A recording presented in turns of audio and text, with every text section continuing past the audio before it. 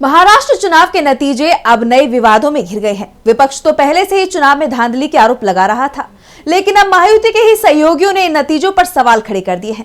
सबसे बड़ा खुलासा किया है उद्धव ठाकरे की शिवसेना यूबीटी के मुखपत्र सामना ने। सामना में राज ठाकरे की भूमिका पर गंभीर सवाल उठाए गए हैं, जिसके बाद ईवीएम में घोटाले का मुद्दा एक बार फिर सुर्खियों में है। तो क्या कुछ कहा है उद्धव गुट की शिवसेना ने, जानने के लिए देखिए रिपोर्ट।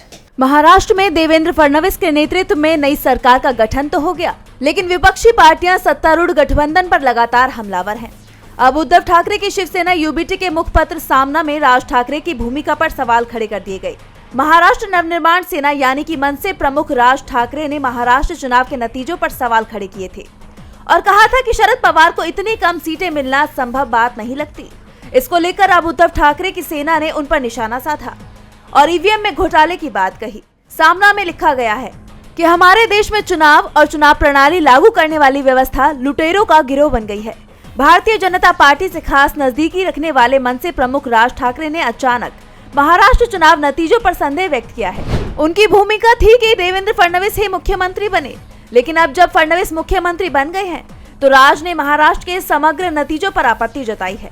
इसके अलावा उद्धव गुट ने राज ठाकरे पर बड़ा आरोप लगाते हुए लिखा कि मराठी लोगों की वोट बांटने के लिए मनसे और दलित का वोट तोड़ने के लिए वंचित बहुजन अघाड़ी का इस्तेमाल किया जाता है। इन दोनों की मदद से देवेंद्र फडणवीस और अमित शाह महाराष्ट्र में अपने मंसूबे को अंजाम देते हैं और ये बात छुपी हुई नहीं है। हैरानी की बात यह है कि वंचित बहुजन अघाड़ी के सर्वा प्रकाश अम्बेडकर भी चुनाव नतीजों के बाद ईवीएम पर टूट पड़े और अब काफी दिनों तक सोचने के बाद राज ठाकरे ने भी ऐलान कर दिया कि ईवीएम नतीजे सही नहीं है। बता दें कि महाराष्ट्र विधानसभा चुनाव के नतीजे आने के बाद जिस तरह से महायुति की जो सीटें आई, ये नतीजे सवालों में हैं। विपक्ष की तरफ से ईवीएम में धांधली की बात कही जा रही है।